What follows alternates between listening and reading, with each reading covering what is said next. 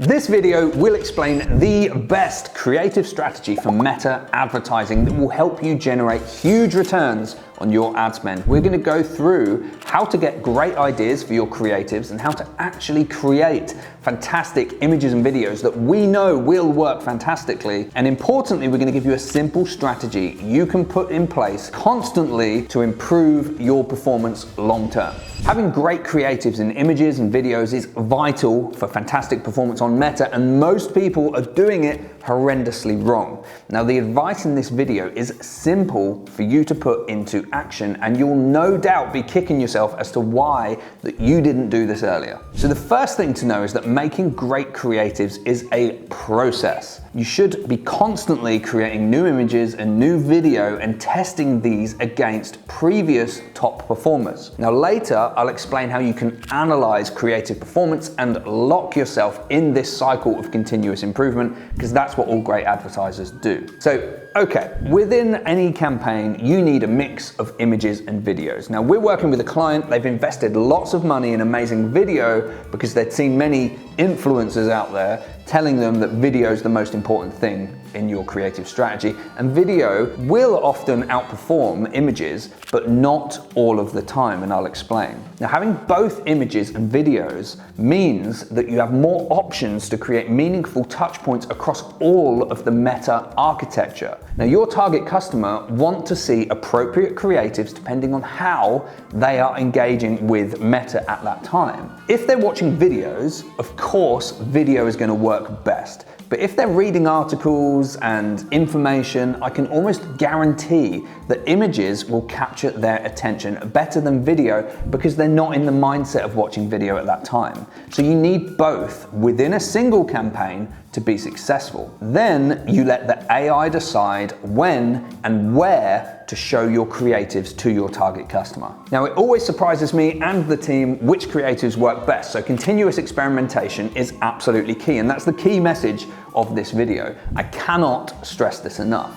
But how can you get great ideas for your creatives? Steal ideas from your competitors. Well, yeah, you can do that, and I'm going to show you how, but there are some pros and cons to it that you need to understand. Okay, so the way we do that is we dive in, and you want to find the Facebook page of the business whose ads you want to view, and you go to About. And then you want to come down here to page transparency. I'm just using Apple here because they are a well-recognized brand for everybody internationally. And then you want to click here. You can see instantly this page is running ads. If they're not, it will say they're not running ads. You click See All, scroll down and click Go to Ad Library. And that will then load up all of the different ads that your competitors are running. Now, this is the ad library, so if I was to search up here, then I could search for other competitors just directly within the ad library. So you don't have to go back into Facebook every single time. And if you want to just go straight into the ad library, just Google Facebook ad library, it will take you where you need to go. So you can see all of the different creatives that they're running. The trouble is, this is good for giving you inspiration, and that's what it should be looked at. You can get inspiration from your competitors, because what we don't know, we know they're running these ads, but we don't know how well they're performing. And that is the rub, and that's the thing that a lot of these influencers that are showing you this little hack, they don't address and they don't discuss. Just because somebody is running certain creatives and they might look good, I mean, I don't even think these Apple creatives look good, but you would like to think with a business like Apple, they are actually performing well, because Apple should have the very best people in the world working on their ads. And if they're not, they need to come speak to me. So have a look, get some inspiration from your competitors, but just bear in mind that just because they're running ads doesn't mean they're performing well. A good way to determine whether they are performing well, you can see Apple have got just thousands and thousands of ads because they'll have different countries, different campaigns, etc. It will tell you when they launch the ads, the various ads. If they've been running ads for longer than 3 months, that is a good gauge for whether those ads are performing, because you wouldn't leave an ad to run and run and run if it wasn't producing you a good return. Or they shouldn't be. They might be, but they shouldn't be. So it's a good indicator. Next is how to create great creatives. Now, Canva is a fantastic resource nowadays. Now, with thousands of templates, graphics, and basic video editing, you can do pretty much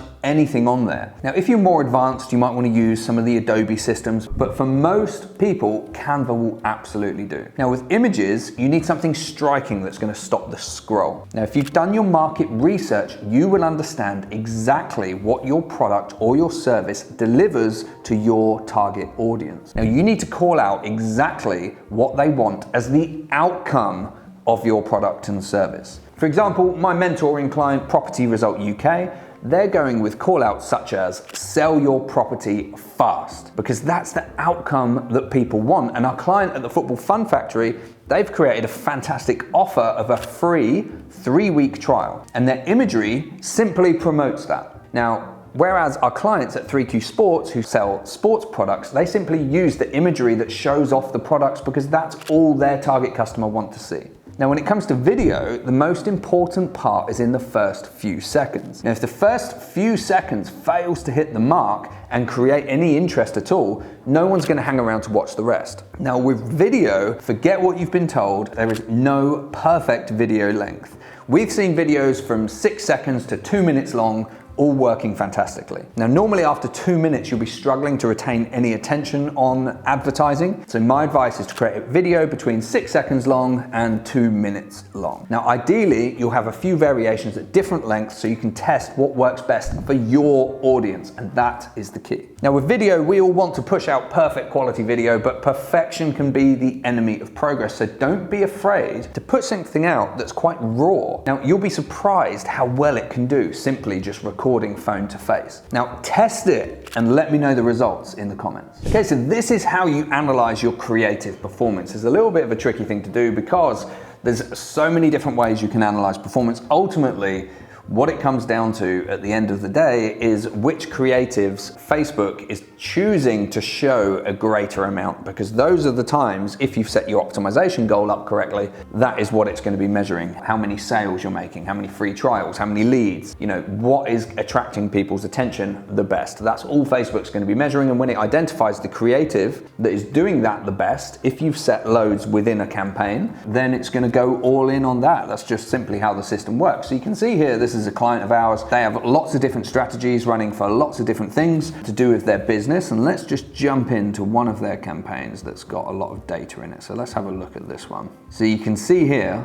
we have lots and lots of different ads. Some of them have been switched off, and we have, I don't know, maybe 10 of those still running there. So what we can do is we can come down here to the reach and we can sort that from highest to lowest.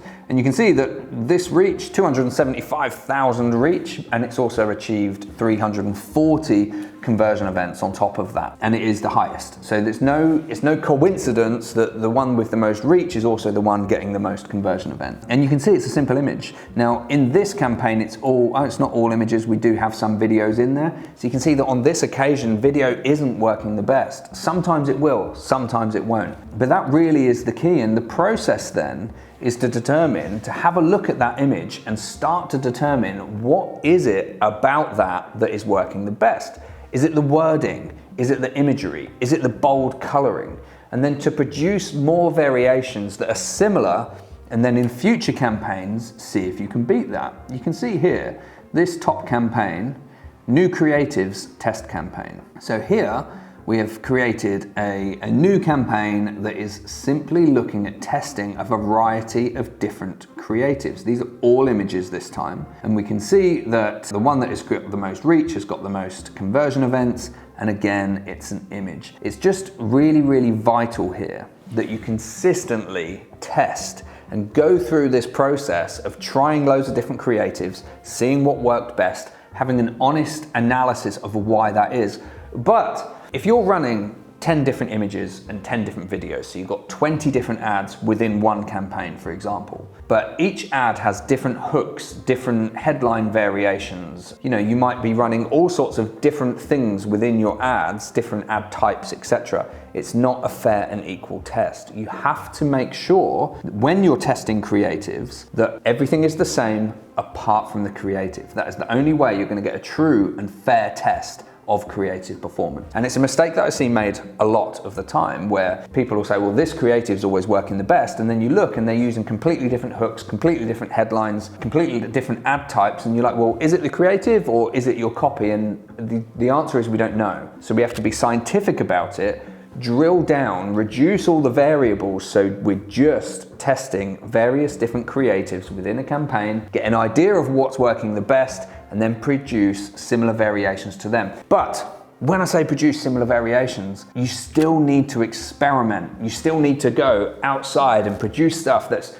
completely different, completely wacky, completely off the wall, so that yes, you are optimizing what is working best, but then you're also trying new stuff because you might, you never know, leapfrog that performance. So Facebook marketers who are, like us, generating exponential returns on ad spend, fantastic results for the client. We don't just launch images and launch videos and then sit back and rest assured that it's all done and it's all going to work fantastically. We're constantly locked in this process. That's what you should be doing too. So I hope that helps.